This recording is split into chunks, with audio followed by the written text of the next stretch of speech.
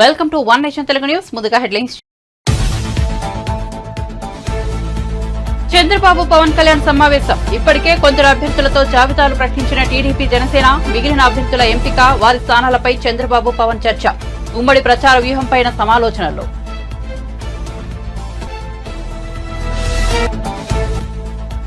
మహాదోపిడి పుస్తకాన్ని రచించిన senior journalist Vijaya Babu. పుస్తక ఆవిష్కరణ కార్యక్రమంలో పాల్గొన్న సజ్జల, రాజకీయం అంటే దోపిడీ అన్నట్టుగా చంద్రబాబు వ్యవహరించారని విమర్శలు.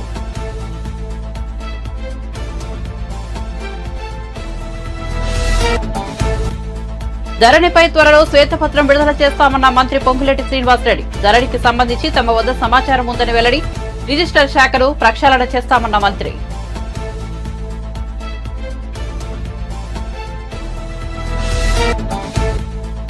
కేసీఆర్ కు షాక్. కాంగ్రెస్ లో చేరిన మాజీ ఎమ్మెల్యే విఠల్ రెడ్డి. నిర్మల్ జిల్లా బీఆర్ఎస్ అధ్యక్షుడిగా ఉన్న విఠల్ రెడ్డి బీఆర్ఎస్ కు రాజీనామా చేసి రేవంత్ రెడ్డి, సీతక్క సమక్షంలో కాంగ్రెస్ లో చేరిక.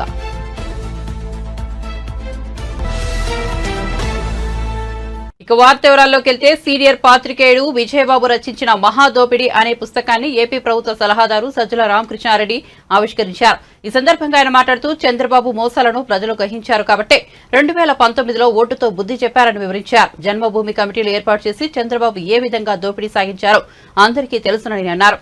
చంద్రబాబు వ్యవస్థలను ఎలా మేనేజ్ చేస్తాడన్న విషయాన్ని మహాదోపిడి పుస్తకంలో రచయిత విజయబాబు చక్కగా వివరించారని సజ్జల పేర్కొన్నారు. కేంద్ర రాష్ట్ర నిధులను చంద్రబాబు దోచుకున్న విధానాన్ని కూడా ఈ పుస్తకంలో స్పష్టంగా తెలియజేశారని వివరించారు. ఎంతవరకు తీసుకెళ్లగలడు, ఎలా చేయగలడు ఒకటి.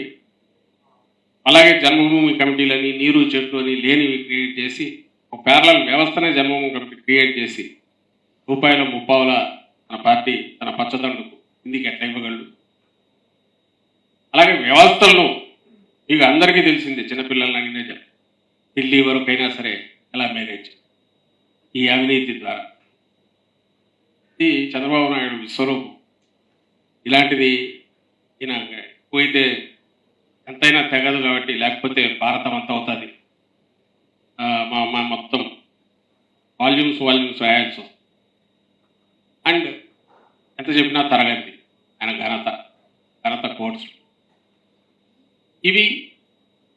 ఇలాంటి వ్యక్తిని కానీ, ఇలాంటి ఒక పార్టీ తను తయారు చేసుకున్న పార్టీ అనబడే ఆ ముఠాను కానీ ఫైనల్ టెయిల్ కొట్టాల్సిన ఇది వచ్చిన నేపథ్యంలో మళ్ళీ ఒక భ్రమను క్రియేట్ చేయడానికి ప్రయత్నం చేస్తున్న నేపథ్యంలో ఈ అవేర్నెస్ పెంచేది వాటి చంద్రబాబు అనేది. ఎందుకంటే ప్రజలు రోజు అన్ని చూడరు, షార్ట్ మెమరీ, ఎవరు పనుల్లో వాళ్ళు ఉంటారు.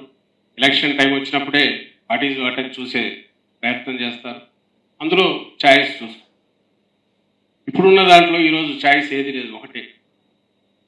జగన్మోహన్ రెడ్డి గారు కావాలా, చంద్రబాబు నాయుడు కావాలా. 19-24 మధ్య పాలన ఇటువైపు ఉంది అద్భుతంగా. 14-19 మధ్య ఎలా జరిగింది అనేది మర్చిపోకుండా వాళ్ళ దృష్టికి తీసుకెళ్లే, ప్రజల దృష్టికి తీసుకెళ్లే ప్రయత్నంలో ఒక మంచి జయబాబు గారు చేశారు ఇది. And I thank him.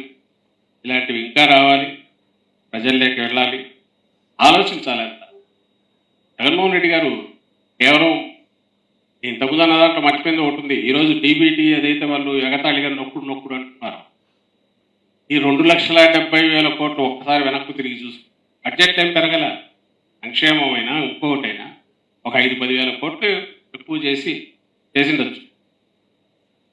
ఆ రోజు పోలే కిందికి. ఈయన పెట్టిన జన్మభూమి కమిటీల వ్యవస్థ వల్లనో, తన పార్టీ వాళ్ళ ద్వారానే అన్ని జరగాలనో, ఒకరు చనిపోతే తప్ప ఒకరు పెన్షన్ రానందుతో, లేదా ఒక 10 లక్షలకి ఇవ్వాల్సింది 1,00,000 మందికి ఇవ్వడం, మిగిలింది మింగడం వలన. అది ఈసారి జగన్మోహన్ రెడ్డి గారు ఏం చేశారంటే మొత్తం కిందికి నేరుగా శాచురేషన్ పద్ధతిలో ఒక్కటి పొల్లు పోకుండా అర్హులైన వాళ్ళందరికీ ఇచ్చాడు. అది కూడా నేరుగా మధ్యలో ఎవరు లేకుండా పొలిటికల్ ప్రౌడ్గా ఎందుకు చెప్పుకోగలమంటే, మా జన్మభూమి కమిటీలు వదిలేసి మా పార్టీలో అసలు పార్టీలో స్ట్రక్చర్ దాన్ని యాక్సెస్ కూడా లేకుండా చేసి జగన్మోహన్ రెడ్డి. చంద్రబాబు నాయుడు వస్తే ఎట్లుంటుంది, ఆ వైపు మీరు ఆలోచన చేసినా కూడా ఎంత ఇదిగా ఉంటుంది, ఎంత డేంజరస్ ఇది ఫినామినా, అది ఫ్యూచర్ ఎంత డేంజర్. ధరణిపై త్వరలో శ్వేతపత్రం విడుదల చేస్తామని మంత్రి పొంగులేటి శ్రీనివాసరెడ్డి గురువారం తెలిపారు. ధరణికి సంబంధించి తన వద్ద మరింత సమాచారం ఉందన్నారు. గురువారం ఆయన మాట్లాడుతూ రిజిస్ట్రేషన్ శాఖను ప్రక్షాళన చేస్తామన్నారు. వేసవి కాలంలో ప్రజలకు ఎలాంటి తాగునీటి సమస్యలు లేకుండా చూస్తామని హామీ ఇచ్చారు. జర్నలిస్టుల సమస్యలను త్వరలో పరిష్కరిస్తామని తెలిపారు. కాంగ్రెస్ ప్రభుత్వం ఎవరి ఫోన్లను ట్యాపింగ్ చేయడం లేదని స్పష్టం చేశారు. ఏపీపీఎస్సీలో 2018లో నిర్వహించిన గ్రూప్ 1 మెయిన్స్ పరీక్షను రద్దు చేస్తూ ఏపీ హైకోర్టు సింగిల్ బెంచ్ ఇటీవల తీర్పునిచ్చిన సంగతి తెలిసిందే. మెయిన్స్ రద్దు చేసి మళ్లీ పరీక్ష నిర్వహించాలని పేర్కొంది. ఈ తీర్పును వ్యతిరేకిస్తూ ఏపీ ప్రభుత్వం, ఏపీపీఎస్సీ, హైకోర్టు విస్తృత ధర్మాసనాన్ని ఆశ్రయించాయి. విచారణ చేపట్టిన విస్తృత ధర్మాసనం తీర్పు వెలువరించింది. సింగిల్ బెంచ్ ఉత్తర్వులపై స్టే విధించింది. గ్రూప్ 1 నియామకాల్లో ఉద్యోగాలు పొందిన వారు తదుపరి ఉత్తర్వులు వచ్చే వరకు యథాతథ స్థితిలో ఉండవచ్చని హైకోర్టు పేర్కొంది. తదుపరి విచారణను మార్చి 27కు వాయిదా వేసింది. 2018లో నిర్వహించిన ఏపీపీఎస్సీ గ్రూప్ 1 మెయిన్స్ లో మూల్యాంకనంలో అక్రమాలు జరిగాయని కొందరు న్యాయస్థానాన్ని ఆశ్రయించారు. ఎన్నడూ లేని విధంగా మెయిన్స్ పరీక్ష పత్రాలను 3 సార్లు మూల్యాంకనం చేశారని ఆరోపించారు. డిజిటల్ మూల్యాంకనం చేశారని, ఇది నోటిఫికేషన్ను విరుద్దమని వారు కోర్టు దృష్టికి తీసుకెళ్లారు. లోక్సభ ఎన్నికలు దగ్గర పడుతున్న వేళ కాంగ్రెస్ అధ్యక్షుడు మల్లికార్జున ఖర్గే, అగ్రనేతలు సోనియా గాంధీ, రాహుల్ గాంధీ తదితరులు గురువారం ప్రత్యేక మీడియా సమావేశం నిర్వహించారు. కాంగ్రెస్ బ్యాంకు ఖాతాల ఫ్రీజ్, ఎన్నికల బాండ్ల అంశాలపై నేతలు మాట్లాడారు. ఈ సందర్భంగా కేంద్రంలోని ఎన్డీఏ సర్కార్పై తీవ్రస్థాయిలో విమర్శలు గుప్పించారు. తమ పార్టీని దెబ్బతీసేందుకే ప్రధాని మోదీ తీవ్ర చర్యలకు పాల్పడుతున్నారని మండిపడ్డారు. ఎన్నికల వేళ డబ్బు లేకపోవడంతో ప్రచారం చేయలేకపోతున్నామన్నారు. पैसे को तंग तबाह करके वो एक तरफा इलेक्शन कर लेना चाहते हैं, लेकिन लोग भी होशियार है, इसको जानते हैं और लेवल प्लेइंग फील्ड बने रहने के लिए ये उनके जो बाधक है और जो हमारे अकाउंट्स फ्रीज किए हैं वो तत्काल उसका रिलीज होना चाहिए और हमको चुनाव में डेमोक्रेसी और संविधान को बचाने के लिए लेवल प्लेइंग ग्राउंड होना चाहिए। धन्यवाद। शुक्रिया कांग्रेस अध्यक्ष जी। मैं अभी हमारे कांग्रेस पार्टी के संसदीय दल के नेता श्रीमती सोनिया गांधी जी से गुजारिश करूंगा कि आपको संबोधित करें।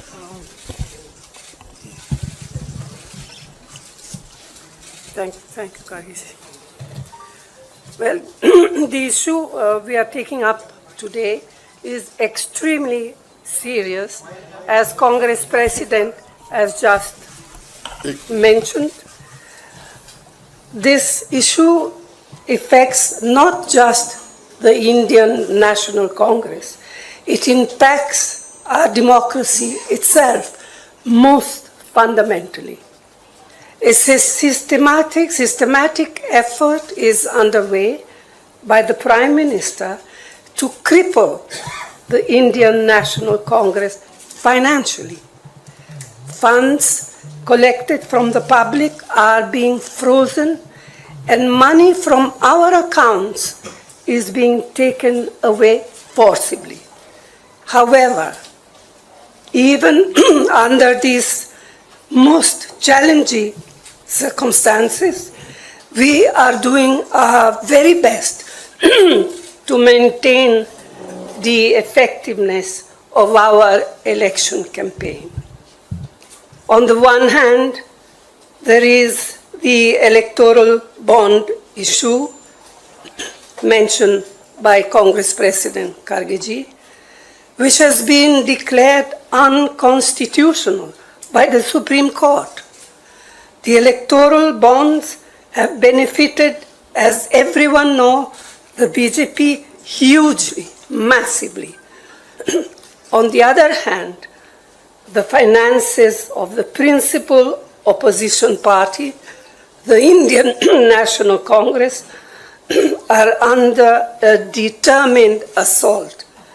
This దేవాంశ్ పుట్టినరోజు సందర్భంగా నారా భువనేశ్వరి, లోకేష్, బ్రాహ్మణి, దేవాంశ్ ఇతర కుటుంబ సభ్యులు తిరుమల శ్రీవారిని దర్శించుకున్నారు. తిరునామం సాంప్రదాయ దుస్తులు ధరించి దేవాంశ్, లోకేష్, బ్రాహ్మణి, భువనేశ్వరి తిరుమల వెంకన్నను దర్శించుకున్నారు. అనంతరం తరగొండ వెంగమామ అన్న ప్రసాద కేంద్రానికి అన్నదానం నిమిత్తం 38 లక్షల విరాళాలను అందించారు. భక్తులకు అన్న వితరణ సేవలో పాల్గొని అల్పాహారం తీసుకున్నారు.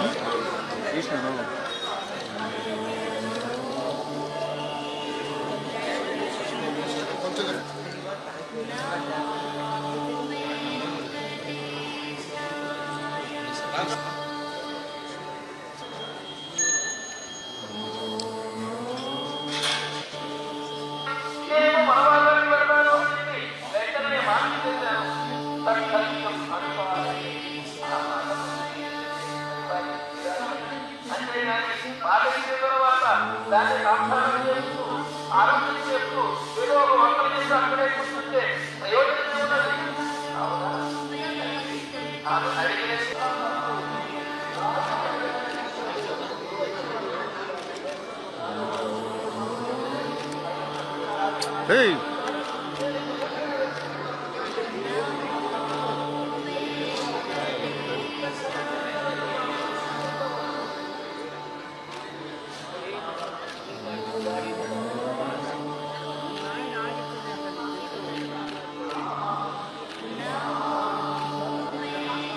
రవణ సార్ రవణ ఒక్క నిమిషం అండి సార్ ఒక్క నిమిషం సార్ సార్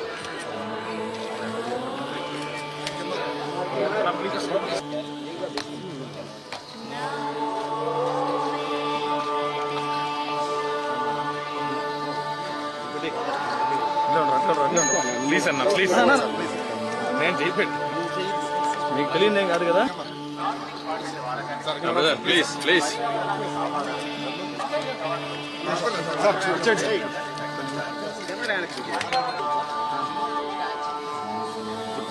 ఫ్రీగా తీసుకోండి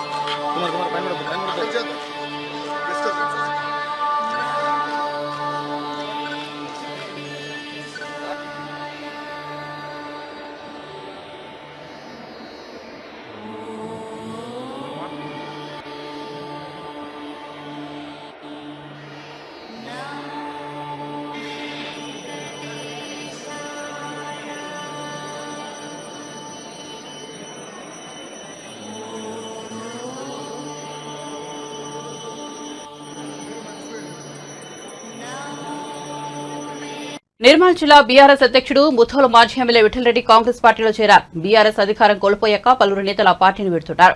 తాజాగా విఠలరెడ్డి కూడా బీఆర్ఎస్ కు రాజీనామా చేసి ముఖ్యమంత్రి రేవంత్ రెడ్డి, మంత్రులు సీతక్క, కోమటిరెడ్డి వెంకటరెడ్డి తదితరుల సమక్షంలో కాంగ్రెస్ పార్టీలో చేరారు. మంత్రి సీతక్క ఆయనకు కండువా కప్పి పార్టీలోకి ఆహ్వానించారు. విఠలరెడ్డి 2014లో కాంగ్రెస్ పార్టీ నుంచి ఎమ్మెల్యేగా గెలిచారు.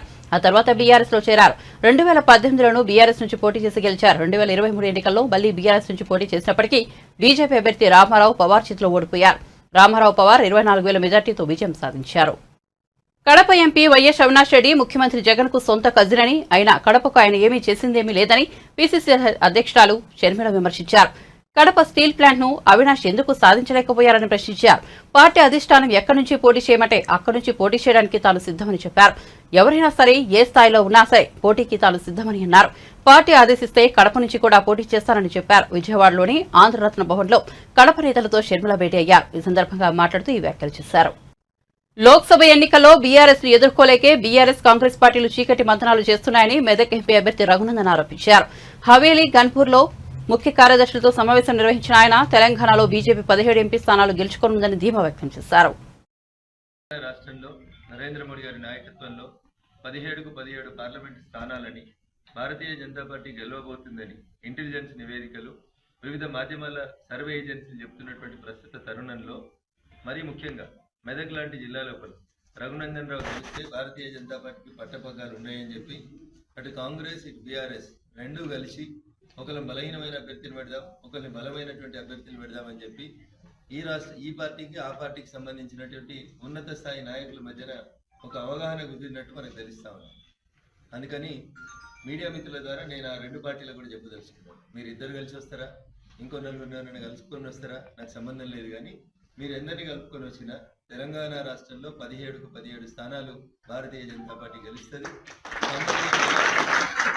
నరేంద్ర గారి తర్వాత మెదక్ పార్లమెంటు నుంచి భారతీయ జనతా పార్టీ తన జెండాను, కాషాయం జెండాను ఎగిరేసి 2024 జూన్లో గౌరవనీయులు నరేంద్ర మోడీ గారు 3వ ప్రమాణ స్వీకారం చేసేటువంటి సందర్భంగా ఖచ్చితంగా మెదక్ పార్లమెంట్ సభ్యుడు బీజేపీ నుంచి గెలిచి పార్లమెంట్ లోపల అడుగుపెట్టారు. కాబట్టి కాంగ్రెస్ బీఆర్ఎస్ పార్టీలకు రెండింటి కూడా నేను చేసేటువంటి హెచ్చరిక, దొంగ రాజకీయాలు, కలిసేది ఉంటే ఇద్దరు కలుగురు, మాకు చేతనైతే లేదు మేము ఇద్దరం కలిసి కొట్లాడతామని చెప్పేది ఉంటే నేరుగా చెప్పుకుండ్రి. కాబట్టి చీకటి మంతనాలు చేస్తూ ఉన్నారు, రాత్రిపూట కలుస్తూ ఉన్నారు. అట్లాంటి ప్రయోగాలను మానుకోండి. తెలంగాణ సమాజం చైతన్యవంతమైంది. ఈ సందర్భంగా రెండు పార్టీల నాయకులకు కూడా, రాష్ట్ర నాయకులకి, కింది స్థాయి నాయకులు పాపం అమాయకులు కొట్లాడుకుంటున్నారు, కాంగ్రెస్ బీఆర్ఎస్ వాళ్ళు. కానీ పట్నంలో మాత్రం చీకటి కూడా ఒప్పందాలు అవుతున్నాయి. ఆ ఒప్పందాలన్నీ త్వరలోనే మీడియా ముందు బయట పెడతామని చెప్పి ఈ సందర్భంగా తెలియజేస్తా ఉన్నాం. Thank you. పిఠాపురం నుంచి ఈసారి జనసేన అధినేత పవన్ కళ్యాణ్ పోటీ చేస్తున్న విషయం తెలిసిందే. దీంతో ఇప్పుడు అందరి చూపు పిఠాపురం వైపే ఉంది. ఎందుకంటే పవన్ కళ్యాణ్ సినిమా స్టార్, రాజకీయ బ్యాక్గ్రౌండ్ ఉన్న వ్యక్తి కాదు. రాజకీయాల్లోకి పదవుల కోసం ప్రశ్నించడానికి వచ్చానని చాలాసార్లు బహిరంగంగా చెప్పారు. అయితే జనసేన పార్టీ పెట్టి దాదాపు 10 ఏళ్లవుతోంది. అయితే 2014 ఎన్నికల్లో పోటీ చేయలేదు. అప్పుడు టీడీపీకి మద్దతు ఇచ్చారు. 2019 ఎన్నికల్లో జనసేన రంగంలోకి దిగింది. అయితే ఆయన 2 చోట్ల పోటీ చేసి ఓడిపోయారు. జనసేన నుంచి పోటీ చేసిన రాపాక వరప్రసాద్ తప్ప మిగిలిన ఎవరూ గెలవలేదు. దాంతో ఈ ఎన్నికల్లోనైనా ఆయనతో పాటు పార్టీ నాయకులు గెలుస్తారా అని జనసేన పార్టీ శ్రేణులు, పవన్ కళ్యాణ్ అభిమానులు ఎదురుచూస్తున్నారు. దీంతో రాజకీయ పరంగా, సామాజిక వర్గం పరంగా పిఠాపురం నుంచి పోటీ చేస్తే గెలుపు ఖాయమని భావించారు. ఈ మేరకు జనసేన అధినేత పవన్ కళ్యాణ్ పిఠాపురం అసెంబ్లీ నుంచి బరిలో ఎదుగుతున్నారు. దీంతో ఆ నియోజకవర్గం రాష్ట్రంలోనే అత్యంత ప్రాధాన్యత చోటు చేసుకున్న స్థానంగా నిలిచింది. ఇంట్లో ఏ శుభకార్యమైనా ఆహ్వాన పత్రికతో బంధుమిత్రులను ఆహ్వానిస్తాం. అదేవిధంగా ప్రజాస్వామ్యంలో అతిపెద్ద పండుగైన ఎన్నికల్లో ప్రతి ఒక్కరూ పాల్గొనేలా ఏలూరు జిల్లా యంత్రాంగం వినూత్న ప్రచారం చేపట్టింది. రండి, ఓటు హక్కును వినియోగించండి అంటూ ఆహ్వాన పత్రికలు ముద్రిస్తోంది. ఉద్యోగ, వ్యాపార, చదువుల కోసం ఇతర ప్రాంతాల్లో ఉంటున్న వారంతా పోలింగ్ రోజున వచ్చేలా ఆహ్వానం పంపించేందుకు సిద్దమైంది. ఓటింగ్ శాతాన్ని పెంపొందించడమే లక్ష్యంగా చేపట్టిన ఈ ప్రచారానికి మంచి స్పందన వస్తోందని ఏలూరు జిల్లా స్వీప్ నోడల్ అధికారి శ్రీనివాస్ విశ్వనాథ్ తెలిపారు. బెంగళూరులోని, హైదరాబాద్లో, ఇతర ప్రాంతాల్లో ఓవర్సీస్ ఓటర్స్ కూడా ఉన్నాయి వీళ్ళందరూ. సో ఓటు అనే పోలింగ్ రోజు నాడు వీళ్ళు రావడం చాలా తక్కువగా ఉంది. సో ఇక్కడికి వచ్చి ఓటు హక్కు వినియోగించుకోవట్లేదు. సో కరెక్ట్గా గారు ఆలోచించారు ఏంటంటే మనకి హిందువుల పండగ కానీ, ముస్లిం, క్రైస్తవ పండగలకి ప్రతి ఒక్కరు వాళ్ళ చుట్టాల ఇంటికి రావడం, లేక బంధువుల ఇంటికి రావడం, వాళ్ళ ఇంటికి రావడం చేస్తూ ఉంటుంటారు.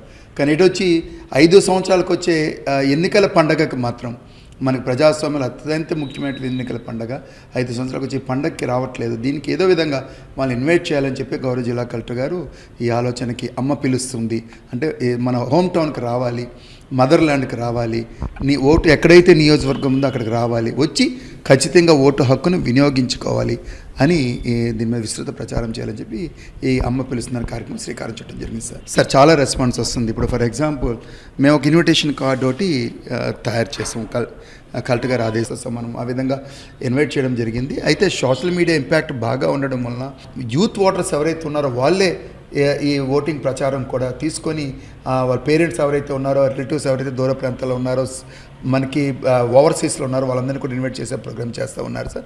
ఖచ్చితంగా రెస్పాన్స్ అయితే చాలా బాగుంది.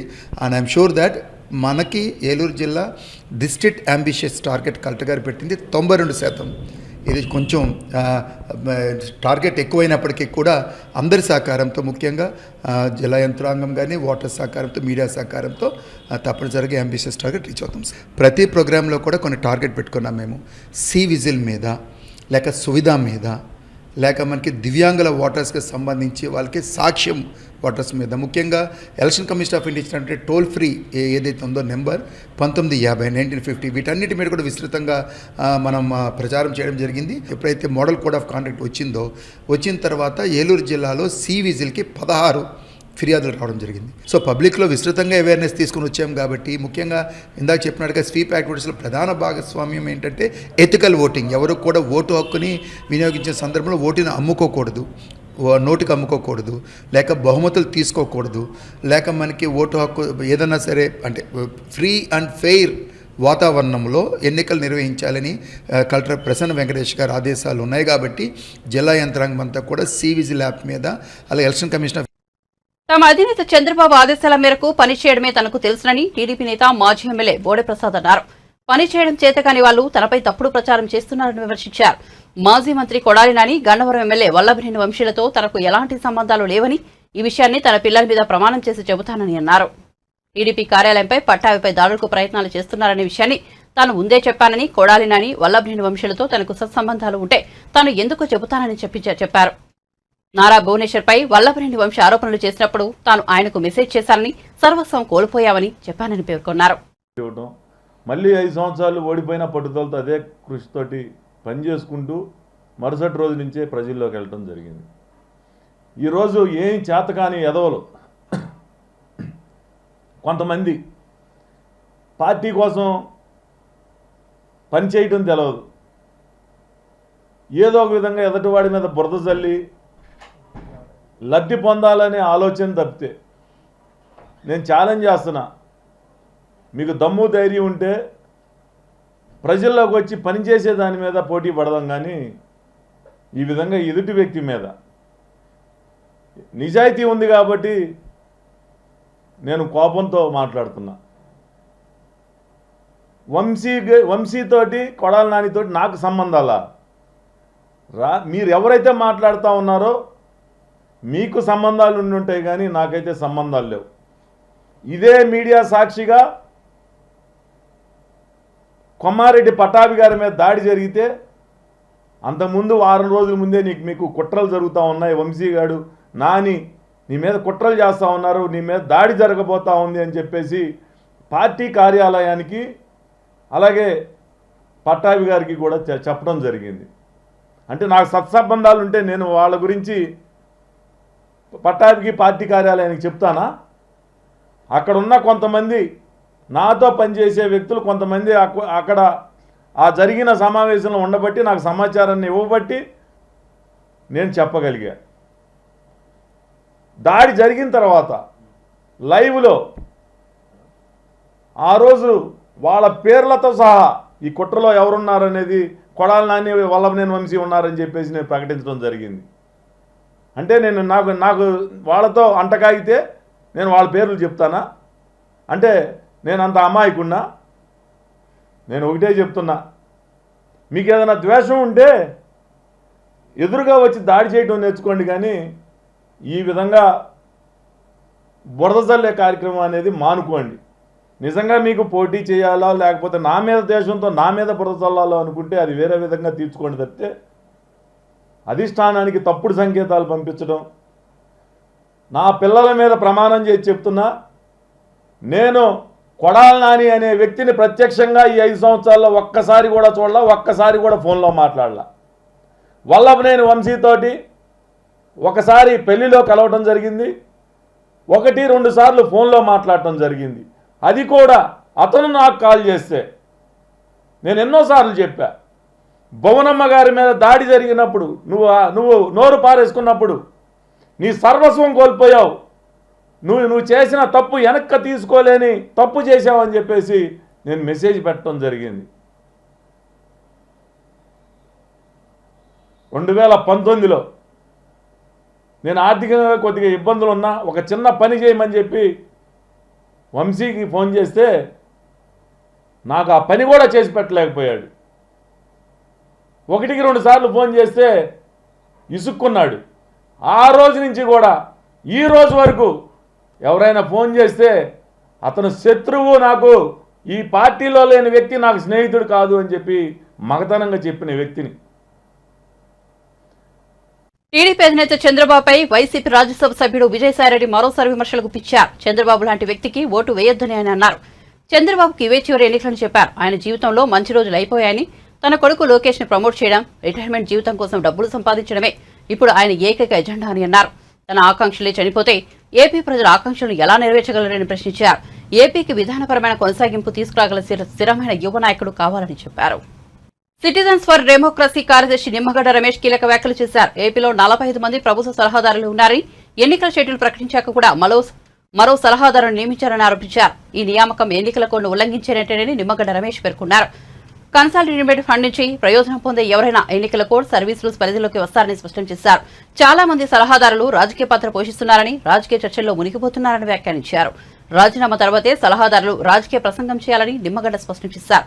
కానీ కొంతమంది సలహాదారులు ప్రభుత్వ సదుపాయాలు పొందుతూ వైసీపీ కార్యాలయాల ఆవరణలో రాజకీయ ప్రసంగాలు చేస్తున్నారని ఆరోపించారు. ఇది ఎన్నికల కోడ్ను ధిక్కరిస్తున్నట్లేనని పేర్కొన్నారు. బులెటిన్ ముగించే ముందు హెడ్లైన్స్ మరోసారి చూద్దాం.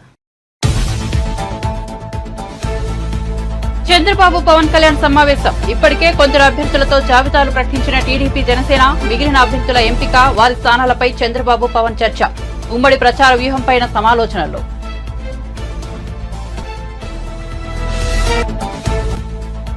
మహాదోపిడి పుస్తకాన్ని రచించిన సీనియర్ జర్నలిస్ట్ విజయబాబు పుస్తక ఆవిష్కరణ కార్యక్రమంలో పాల్గొన్న సజ్జల రాజకీయం అంటే దోపిడీ అన్నట్టుగా చంద్రబాబు వ్యవహరించారని విమర్శలు.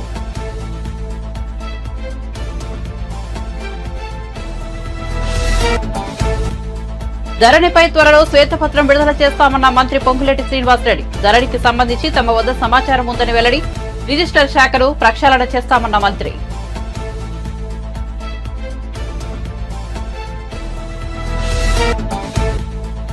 కేసీఆర్ కు షాక్. కాంగ్రెస్ లో చేరిన మాజీ ఎమ్మెల్యే విఠల్ రెడ్డి. నిర్మల్ జిల్లా బీఆర్ఎస్ అధ్యక్షుడిగా ఉన్న విఠల్ రెడ్డి బీఆర్ఎస్ కు రాజీనామా చేసి రేవంత్ రెడ్డి సీతక్క సమక్షంలో కాంగ్రెస్ లో చేరిక.